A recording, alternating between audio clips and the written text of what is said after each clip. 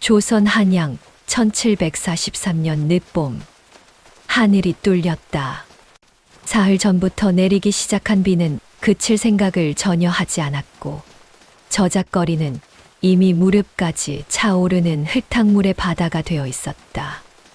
백성들은 허리를 굽혀 짐을 이고 바짓가랑이를 걷어붙이고 발이 빠져나오지 않는 진을 속에서 하루하루를 버텼다. 그리고 바로 그날 한양 북쪽 사직단에서 3일간의 기우제가 끝났다. 왕은 비단을 입지 않았다. 나라의 어른으로서 하늘 앞에 근신하는 의미로 가장 소박한 면포 도포 하나로 기우제를 마쳤다. 그런데 두두둥 두두둥 두두둥 북소리가 울렸다. 한양 저작거리 어귀에서 사람들이 일제히 길 양쪽으로 물러섰다. 아이들을 품에 안고 노인들이 엎드렸다. 아무도 고개를 들지 못했다. 땅바닥만 바라보았다. 진흙이 든 신발 속에서 발가락이 오그라들었다. 갑옷 입은 기마병 10명이 앞을 선도했다. 그 뒤로 붉은 명주, 깃발 5개, 그리고 그 뒤로 눈이 멀 것처럼 번쩍이는 황금빛 비단 도포를 걸친 사내 하나가 순백의 말 위에 앉아 나타났다. 영의정 박정승, 이름은 박민준. 조선 조정의 실세. 왕의 왼팔이자 오른팔. 그리고 이 나라에서 가장 거만한 인간. 그 황금빛 도포는 명나라 황실에서 직접 공수해 온 것이었다. 비단실 한 올 한 올의 황금 금사를 교직하여 짠 것으로 도포 하나의 값어치가 웬만한 마을 한 개를 통째로 사고도 남는다는 소문이 자자했다. 그 도포를 입은 박정승이 진흙탕 한복판을 향해 말을 몰아왔다. 그리고 그때 진을 묻은 초라한 집신 하나가 길 한복판에 멈춰 섰다. 15살짜리 소년 다니. 손에 낡은 책 한 권, 누더기에 가까운 무명 두루마기, 머리에는 헝겊을 조여매고. 소년은 엎드리지 않았다. 소년은 무릎을 꿇지 않았다. 소년은 도리어 정승의 눈을 똑바로 바라보며 입을 열었다. 대감, 낮고 또렷하고 조금도 흔들리지 않는 목소리였다. 오늘 그 옷 때문에 죽게 생기셨군요. 저작거리가 얼어붙었다. 비단길. 박민준이 처음 저작거리의 모습을 드러낸 건 진시 아침 8시가 막 지났을 무렵이었다. 기우제가 끝났다는 소식은 전날 밤부터 이미 퍼져 있었다. 사흘 동안 하늘을 향해 제를 올렸는데 정말로 비가 쏟아지니 백성들 사이에서는 이번엔 진짜 하늘이 들으셨다는 말이 돌았다. 그러나 그 비가 이틀을 더 쏟아지면서 한양 전체가 수렁이 되어버렸으니 기쁨은 이미 고단함으로 바뀐 지 오래였다. 진흙탕 저작거리에서 백성들은 이른 아침부터 일을 시작했다. 채소 장수 할머니는 질퍽한 바닥에 자리를 깔고 배추와 물을 늘어놓으려 했고, 떡 파는 아낙은 함지를 이고 조심조심 걸음을 내딛다가 3번이나 미끄러졌다. 지게를 진 짐꾼은 한 발 한 발 발이 진흙에 빠질 때마다 이를 악물며 앞으로 나아갔다. 그때 북소리가 들렸다. 처음에는 멀리서, 그 다음엔 가까이서. 사람들은 소리가 나는 쪽을 향해 고개를 돌렸다가 이내 모두 반대쪽으로 얼굴을 묻었다. 아는 사람은 다 알았다.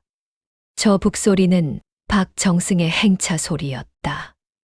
박민준, 나이 55. 좌의정에서 영의정까지 오르는데 걸린 시간 단 8년. 경쟁자들은 줄줄이 유배를 갔거나 병을 얻어 쓰러졌거나 조용히 사라졌다. 그 과정에서 박민준이 직접 손을 썼는지 아닌지는 아무도 확인하지 못했다. 확인하려다가 사라진 사람들도 몇 있었으므로 그는 특히 옷에 집착했다. 박민준의 옷사랑은 조정에서도 유명한 이야기였다. 그의 옷장에는 사계절 내내 입을 수 있는 도포가 30벌 이상 걸려 있었고 각 도포마다 전담 하인이 배치되어 있었다. 옷에 먼지가 앉으면 그 하인이 곤장을 맞았고 소매에 주름이 생기면 다음 날 하인이 교체되었다. 그리고 오늘 그가 선택한 것은 그 모든 옷 중에서도 가장 찬란한 것이었다. 황금빛 비단 도포. 명나라 장인이 사흘 밤낮으로 짠 것으로 광택이 어찌나 강한지 햇빛 아래에서 보면 눈이 부실 지경이었다. 소매 끝에는 용록 문양이 금실로 수놓여 있었고 옷깃에는 옥으로 깎은 단추가 5개 달려 있었다. 도포 무게만 해도 보통 도포의 3배가 넘었다. 박민주는 그 도포를 입고 백마에 올랐다. 말도 평범한 말이 아니었다. 순백의 제주맞이 조마로 털 한 올도 잡색이 없었다. 그 말이 진흙탕을 밟으며 앞으로 나아갈 때마다 내 발굽에서 검은 진흙이 튀어올랐다. 비켜라. 선두의 기마병이 소리를 질렀다. 사람들이 양옆으로 물러섰다. 그러나 저작거리 한가운데는 이미 무릎 높이의 흙탕물이 고여 있었고 길 양편에는 물러설 공간이 거의 없었다. 사람들은 남의 몸에 몸을 기대고 담벼락에 등을 붙이고 가게 처마 밑으로 파고들었다. 그렇게 길을 내고 행차가 지나가는데 선두 기마병의 말 한 마리가 흙탕물 웅덩이를 힘차게 밟았다. 퍽. 검은 진흙이 사방으로 터졌다. 그 진흙 중 일부가 길가에 엎드려 있던 노인의 등에 튀었다. 나이가 이르는 넘어 보이는 노인으로 허리가 굽어 제대로 엎드리지도 못하고 반쯤 웅크린 채 있었다. 진흙이 노인의 등과 옷깃을 더럽혔다. 그것을 본 박민준의 눈이 가늘어졌다. 저 영감탱이. 박민준이 말 위에서 채찍을 들었다. 무릎을 꿇으랬더니 반쯤 앉아서 내 행차의 흙을 튀기느냐? 대감날이 이 늙은 것이 허리가 굽어서. 노인이 더듬거리며 입을 열었다. 박민준은 듣지 않았다. 채찍이 공기를 가르며 내려왔다. 퍽. 노인의 등에 채찍이 내리꽂혔다. 노인이 흙탕물 속으로 고꾸라졌다. 주위 사람들이 일제히 숨을 들이켰다. 그러나 아무도 움직이지 않았다. 아무도 소리를 내지 않았다. 박민주는 채찍을 다시 세우고 말 위에서 주위를 둘러보았다. 오늘 내 행차가 더럽혀지는 꼴을 보고 싶은 놈이 있느냐? 아무도 대답하지 않았다. 이 도포 한 올의 값어치가 너희 목숨 1000개보다 귀하다는 걸 알아라. 다음에 행차 때 또 이런 일이 생기면 그 집 3대를 모조리 저작거리에 세워놓고 관아에 끌고 갈 것이다. 박민준이 채찍을 든 손을 앞으로 뻗었다. 출발해라. 말이 다시 앞으로 움직이기 시작했다. 그때 대감 소리가 들렸다. 조용하고 낮고 그러나 묘하게 크게 들리는 목소리. 박민준의 말이 멈췄다. 기마병들이 멈췄다. 행차 전체가 멈췄다. 저작거리 사람들도 모두 숨을 멈췄다. 진흙탕 한가운데 소년 하나가 서 있었다. 집신. 무명 두루마기. 손에 든 낡은 책 한 권. 갓. 그리고 흔들리지 않는 눈. 박민준이 그 소년을 내려다보았다. 처음에는 황당하다는 표정이었다. 그 다음에는 불쾌하다는 표정. 그리고 마지막으로 차갑고 위험한 표정. 내 놈이 감히 감히가 아니라 아뢰옵니다. 소년이 입을 열었다. 낮고 또렷하고 전혀 떨리지 않는 목소리였다. 대감, 오늘 이 길을 그냥 지나치시면 대감의 목숨이 위태롭사옵니다. 저작거리가 완전히 침묵했다. 박민준의 한쪽 눈썹이 천천히 올라갔다. 내 목숨이? 그러하옵니다. 내 놈이 나를 협박하는 것이냐? 소녀는 고개를 저었다. 협박이 아니라 경고이옵니다. 그리고 경고 전에 먼저 한 가지 여쭤봐도 되겠습니까? 대감? 박민준이 채찍을 천천히 옆구리에 내리치며 소년을 노려보았다. 말해보거라. 죽기 전에.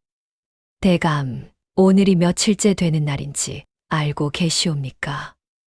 박민준이 미간을 찌푸렸다. 무슨 뜻이냐? 기우제 끝난 지 사흘째 되는 날이옵니다. 박민준의 표정이 순간 굳었다. 아주 잠깐, 1초도 안 되는 찰나. 그러나 단이는 그것을 놓치지 않았다. 소녀는 미소를 지었다. 조용하고 날카롭고 조금도 두렵지 않은 미소를. 대감께서도 알고 계시는군요.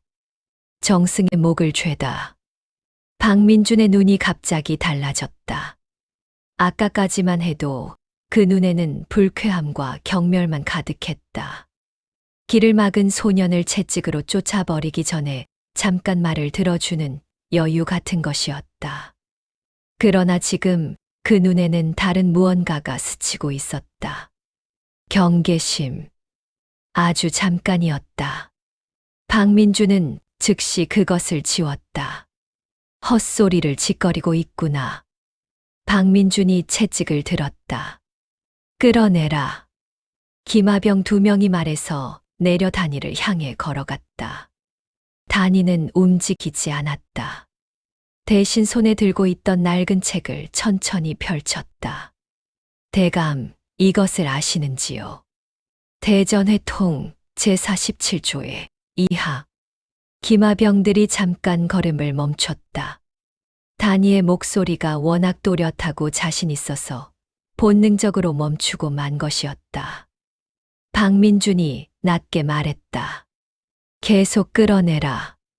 제47조 2항은 이렇게 되어 있사옵니다. 단이가 책 페이지를 손가락으로 짚으며 읽었다. 기우제 및 국가 제례 시행 후 3일간 국왕 이하 당상관 이상의 관직을 가진 자는 금이나 견이 포함된 의복을 착용하지 아니한다. 이를 어길 경우 하늘의 뜻에 영리하는 행위로 간주하여 탄핵의 대상으로 삼는다. 박민준이 굳었다. 단이는 책에서 눈을 들어 박민준을 바라보았다. 금사교직 황금 비단 도포를 입고 기우제 사흘째 날 저작거리를 행차하는 것은 당상관을 넘어 영의정이라는 지위에서 보았을 때 탄핵의 사유에 해당합니다. 그것도 단순한 탄핵이 아니라 국가 재례를 훼손한 죄와 겸하여. 기마병들이 완전히 멈춰섰다. 박민준의 얼굴이 조금씩 굳어갔다. 그는 그 조항을 알고 있었다. 알면서도 오늘 이 도포를 입은 것은 기우제가 이미 끝났으니 그 3일 규정이 당장 오늘부터 해제된다고 생각했기 때문이었다.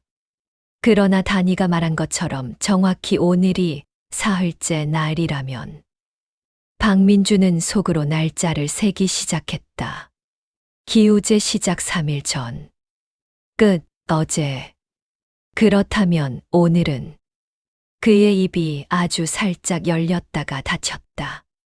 단이가 계속 말을 이었다. 더 큰 문제는 따로 있습니다. 박민준이 눈을 가늘게 떴다. 무엇이냐? 주상 전하께서는 이번 기우제 기간 내내 면포, 도포 한 벌만 입으셨습니다. 왕이 면포를 입는 동안 대감께서 황금 비단 도포를 입고 저작거리를 행차하신다면 이것이 무엇을 의미하겠습니까? 주변에 서 있던 사람들 사이에서 낮은 웅성거림이 일었다. 박민준의 얼굴에 핏기가 빠져나가기 시작했다. 단이의 말이 가리키는 것은 명확했다. 왕보다 화려한 옷을 입고 행차하는 신하. 그것이 뜻하는 것은 하나였다. 참남. 그리고 극단적으로 해석하면 영모. 물론 대감께서 그런 마음을 가지신 건 아니라는 걸 압니다. 단이가 아주 공손하게 말했다. 하지만 한양 저작거리에서 이 광경을 보는 사람들은 어떻게 생각하겠습니까? 그리고 혹시라도 지금 이 순간 이 저작거리 어딘가에 전하의 밀사가 잠행 중이라면 과연 오늘 일이 어떻게 보고될까요? 정적. 박민준이 천천히 주위를 둘러보았다. 저작거리의 백성들. 가게 문틈 사이로 내다보는 사람들. 처마 밑에 숨어 있는 사람들. 그 수백 명 중 누가 전하의 눈일지 박민준은 알 수 없었다. 그것이 가장 무서운 것이었다. 모르는 것. 박민준의 입이 열렸다. 내 놈, 이름이 뭐냐? 단이이옵니다. 성은 없습니다. 저작거리 아이옵니다. 배운 놈이구나. 배우지 않으면 이 세상에서 살아남을 수 없사옵니다. 박민준이 낮게 웃었다. 그 웃음은 따뜻하지 않았다. 영리한 놈이야. 그래서 내게 이걸 왜 말하는 것이냐? 뭘 원하는 것이냐? 단이가 고개를 살짝 숙였다. 아무것도 원하지 않습니다. 다만 단이가 천천히 고개를 들었다. 살 방법이 딱 하나 있기는 합니다. 박민준의 눈이 반짝였다. 위험한 빛이었다. 그러나 그 안에 조금씩 호기심이 자라고 있었다. 말해보거라. 단이의 입가에 아주 옅은 미소가 스쳤다. 아무도 보지 못할 만큼 가늘고 짧은 미소였다. 대감의 그 아름다운 도포를 아무도 알아볼 수 없게 만들면 됩니다. 굴로 들어가는 정승. 박민준이 말 위에서 단이를 내려다보았다. 오랫동안 주변의 백성들은 숨을 죽였다. 기마병들은 멈춘 채였다. 저작거리의 웅성거림도 가라앉았다. 바람도 잠깐 멈춘 것 같았다. 그 침묵 속에서 박민준이 입을 열었다. 도포를 아무도 알아볼 수 없게 만든다. 그러하옵니다. 어떻게? 단이가 천천히 고개를 들고 주위를 둘러보았다. 허리까지 차오르는 진흙탕. 검고 묵직한 흙냄새. 어디를 봐도 질척이고 더러운 저작거리. 덮으면 됩니다. 뭘로? 진흙으로. 정적. 박민준의 눈에 뭔가가 번쩍 지나갔다. 처음에는 황당함. 그 다음에는 불쾌함. 그 다음에는 그것이 의미하는 바를 계산하기 시작하는 냉정한 뇌. 진흙으로 도포를 덮으면 아무도 황금, 비단인 줄 모른다는 것이냐. 그러하옵니다. 겉이 진흙이면 속이 비단인지 면포인지 누가 알겠습니까? 박민준이 입술을 비틀었다. 그게 말이 된다고 생각하는 것이냐. 저야 모르겠습니다. 다만 한 가지는 압니다. 단이가 말을 이었다. 지금 이 순간 저작거리 어딘가에 전하의 밀사가 있을 수 있습니다. 그 밀사가 지금 이 황금 비단 도포를 황금 비단 도포로 보았다면 오늘 저녁 보고서에는 분명히 이렇게 적힐 것입니다. 영의정 박민준, 기우제 제례 3일 기간 중 금사교직 도포를 착용하여 주상 전하보다 화려한 행차를 하였으며 백성들을 채찍으로 구타함. 반면에 그 밀사가 지금 이 도포를 진흙 범벅에 형편없는 것으로 보았다면 보고서에 적힐 내용은 달라집니다. 박민준이 눈을 가늘게 떴다.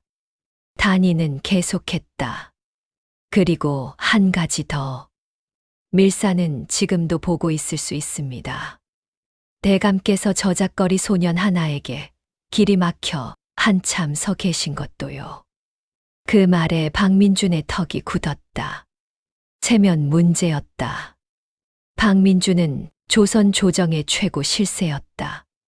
그런 그가 저작거리 소년 하나에게 10분째 행차를 막힌 채 옥신각신하는 것, 그것 자체가 이미 수치였다.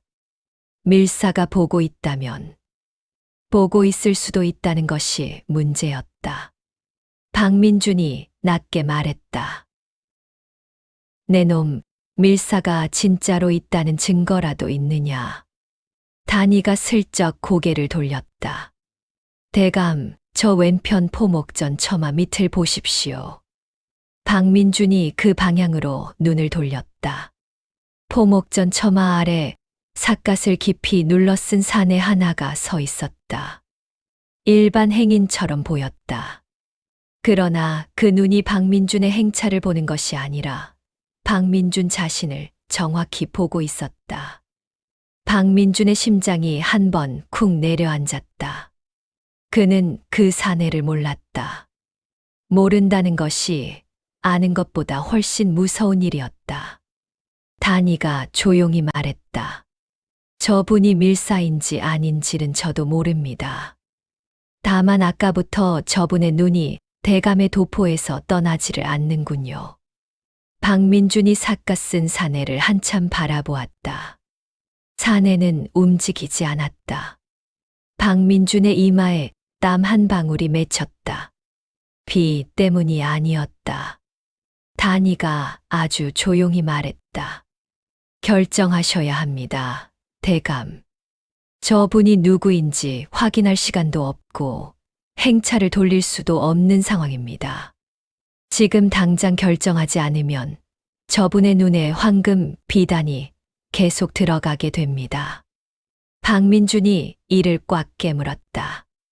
그는 자존심이 하늘 같은 인간이었다. 그 자존심이 지금 갈기갈기 찢기는 느낌이었다. 그러나 영모라는 단어는 그 어떤 자존심보다 무거웠다. 방법이 뭐냐? 박민준이 이를 갈듯이 낮게 물었다. 단이가 발 앞에 있는 진흙탕을 가볍게 바라보았다. 간단합니다, 대감. 말에서 내리십시오. 그리고 저 웅덩이를 지나시면 됩니다. 박민준의 눈이 커졌다. 지금 내가 진흙탕을 직접 걸으라는 것이냐? 아닙니다. 단이가 고개를 저었다. 기시면 됩니다. 천하제일 춤을. 박민준이 단이를 바라보았다. 그 눈에 살기가 떠올랐다. 말 그대로 사람을 베어 죽이고 싶다는 눈빛이었다. 박민준은 살면서 그 눈빛으로 실제로 사람을 죽여본 적이 있었다. 직접 죽인 것이 아니라 명을 내려 죽인 것이었지만 결과는 같았다. 내 놈이 지금 나한테 무릎을 꿇고 진흙탕을 기라고 하는 것이냐. 단이가 고개를 기울였다. 저작거리 아이가 감히 영의정 대감께 그런 말씀을 드리는 게 아닙니다. 그럼 뭐냐? 오늘 하루 황금 비단 도포를 진흙으로 가리기 위한 가장 확실한 방법을 말씀드리는 것입니다. 걸어서 진흙을 밟으면 도포 아랫자락에만 흙이 튑니다. 그러면 위쪽 황금이 그대로 보입니다. 하지만 직접 일부러 넘어지시면서 진흙을 온몸에 두르시면 처음부터 그 옷의 정체를 아무도 알 수 없게 됩니다. 미친놈의 소리를. 단이가 잠깐 말을 멈추었다가 다시 입을 열었다. 아주 조용하고 아주 천천히. 대감, 지금 저 포목전 처마 아래 삿갓 쓴 분이 일어나고 있습니다. 박민준이 반사적으로 고개를 돌렸다. 정말이었다. 삿갓쓴 사내가 자리에서 일어나 천천히 어딘가를 향해 걷기 시작하고 있었다. 박민준의 심장이 쿵 내려앉았다. 어디로 가는 것이냐? 모르겠습니다. 다만 빨리 움직이는 걸 보니 뭔가 보고할 것이 생긴 것 같기도 하고요. 박민준이 주먹을 꽉 쥐었다. 그는 평생 공들여 쌓아온 것이 있었다. 조정내 입지, 왕의 신임, 경쟁자들 사이에서의 위치. 그 모든 것이 한 번의 탄핵 상소로 흔들릴 수 있었다. 영모라는 단어가 붙는 순간 증거와 무관하게 조사가 들어오고 조사가 들어오는 순간 그 과정에서 자신이 지금껏 묻어온 것들이 하나씩 드러날 위험이 있었다. 박민주는 그것이 두려웠다. 아주 이성적인 두려움이었다. 그는 이를 악물었다. 기마병들, 행차를 멈추고 대열에서 나서지 마라. 기마병들이 어리둥절한 표정으로 서로 눈빛을 교환했다. 박민준이 천천히 말해서 내려왔다. 하얀 말에서 내려오는 황금 비단 도포의 영의정 대감. 저작거리 백성들이 그 광경을 보았다. 수십 명이 그 광경을 보고 있었다. 박민준이 진흙탕 앞에 섰다. 그는 단이를 내려다보았다. 단이는 아무 말도 하지 않았다. 그냥 서 있었다. 박민준이 눈을 감았다. 그리고 그는 무릎을 꿇었다. 진흙 속에 무릎이 진흙에 박히는 느낌이 들었다. 차갑고 축축하고 역겨운 냄새가 코를 찔렀다. 박민준은 그 느낌을 온몸으로 느끼면서 양손을 앞으로 짚었다. 황금빛 소매가 진흙 속에 잠겼다. 저작거리가 완전히 얼어붙었다. 그 누구도 예상하지 못한 광경이었다. 한양에서 가장 무서운 인간.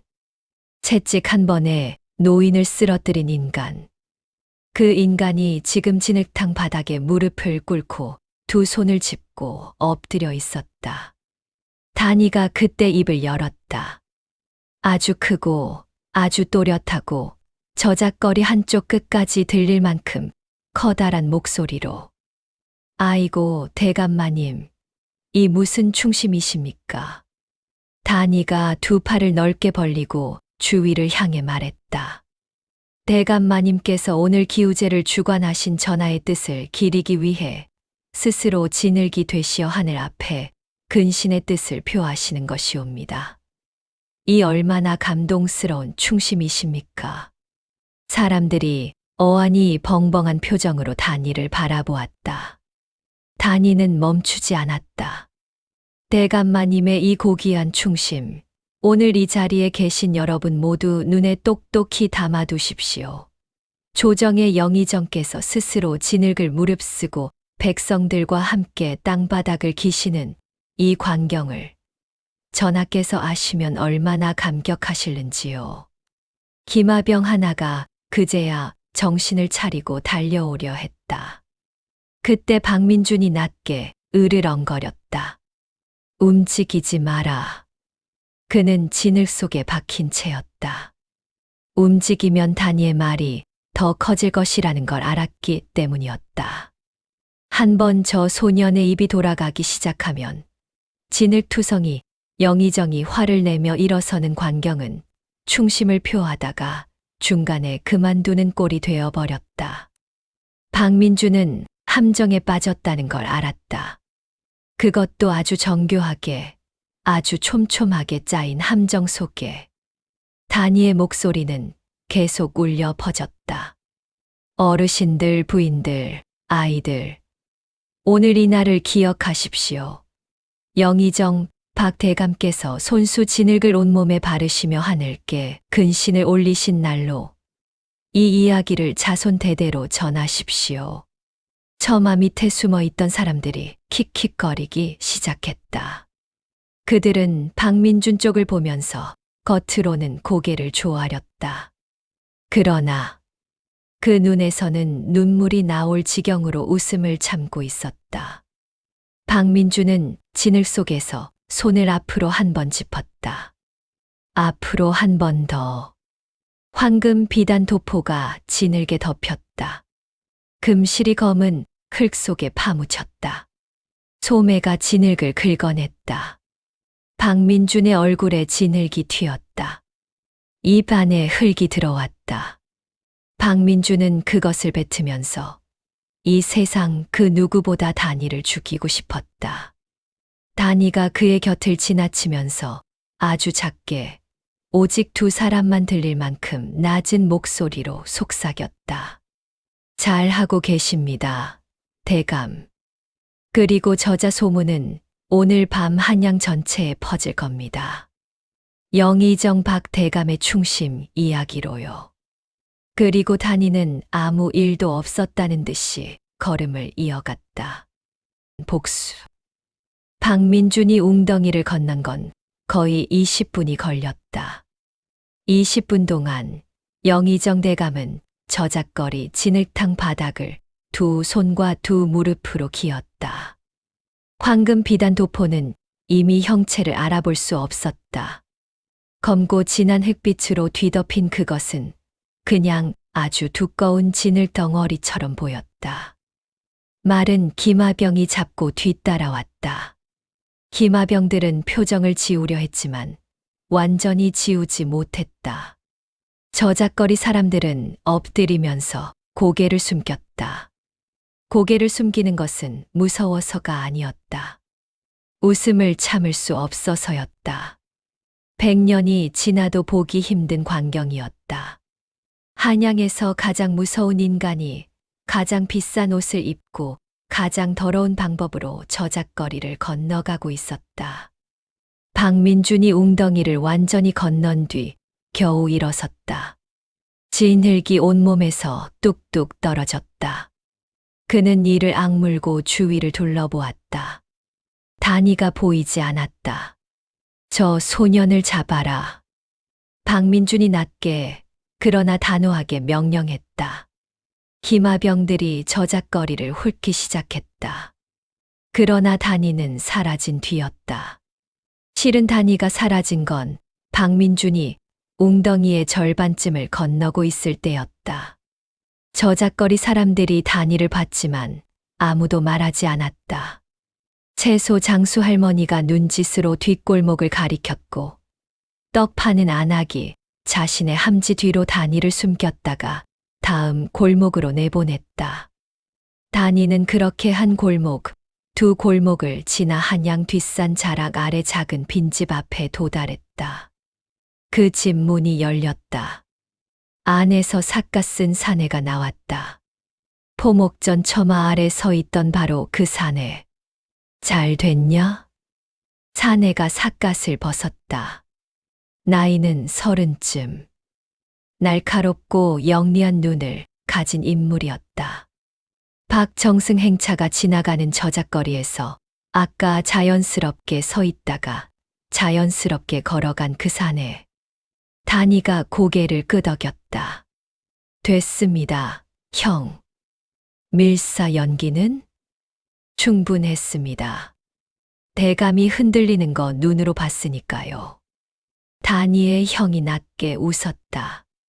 원래 계획은 저작거리 소문만 내는 거였는데 직접 진흙을 기게 될 줄은 몰랐다.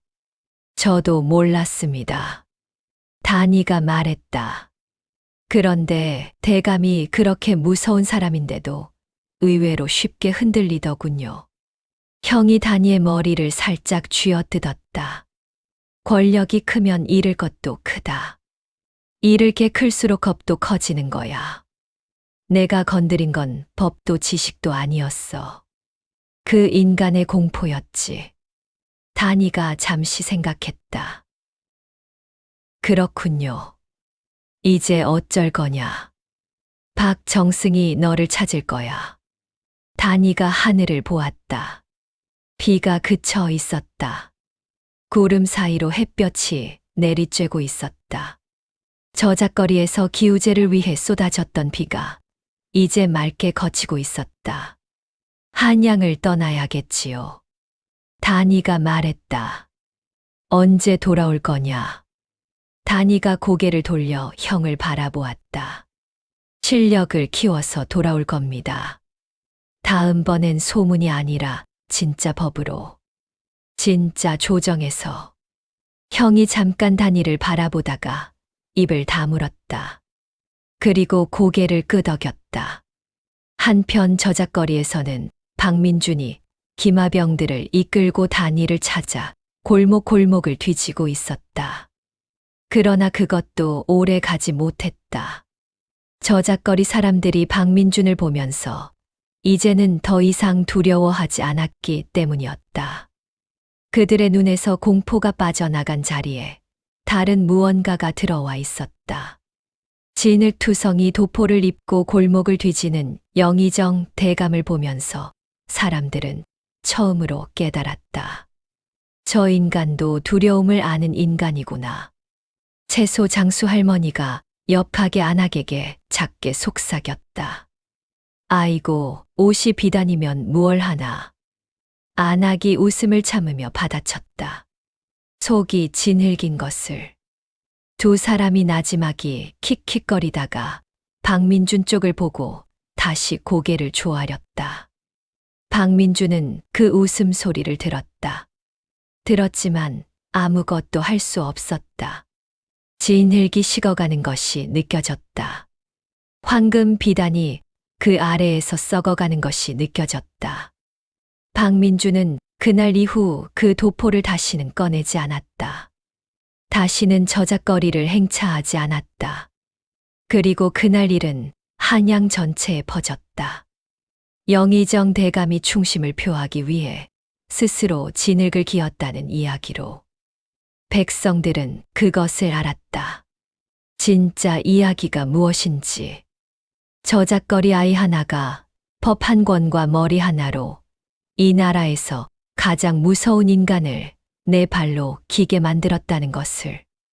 그리고 그날부터 그 이야기는 입에서 입으로, 마을에서 마을로, 아이들에게서 어른들에게로 전해졌다. 힘이 없어도 두려워하지 않아도 된다는 이야기로. 진흙은 비단을 이긴다는 이야기로. 그리고 언젠가 다니가 돌아올 것이라는 이야기로. 구독과 좋아요 부탁드려요. 감사합니다.